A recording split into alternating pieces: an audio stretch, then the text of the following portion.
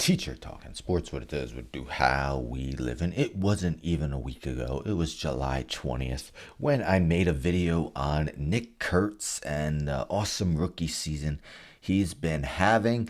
Now, I basically did it just to bring his attention to other people. I did it previously in the year with Jacob Wilson. You know, not a lot of eyes are necessarily on the Athletics, a team that currently doesn't even have a city name listed as their team name. They're just the Athletics. But when I did that Nick Kurtz video, I certainly did not expect to be making another video on him less than a week later. But after his game last night, how can I not? Jeff Passan on X, Nick Kurtz just had one of the greatest games in baseball history. 6 for 6 with 4 home runs, 6 runs, and 8 RBIs.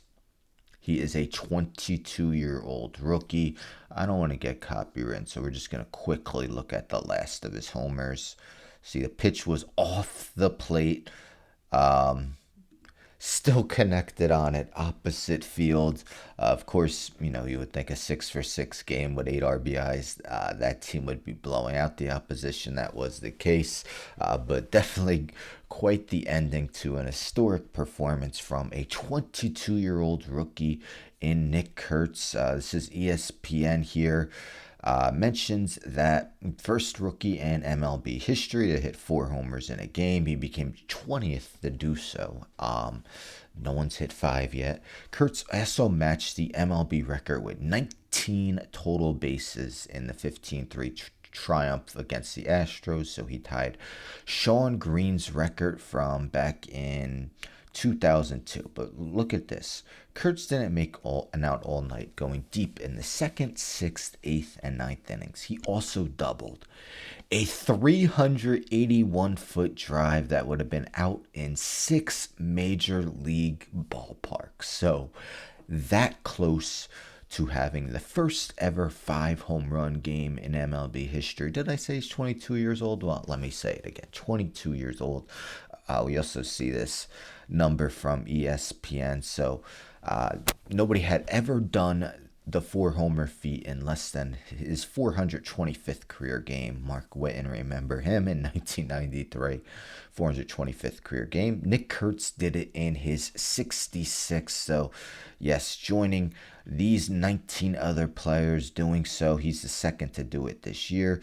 Eugenio Suarez, who of course is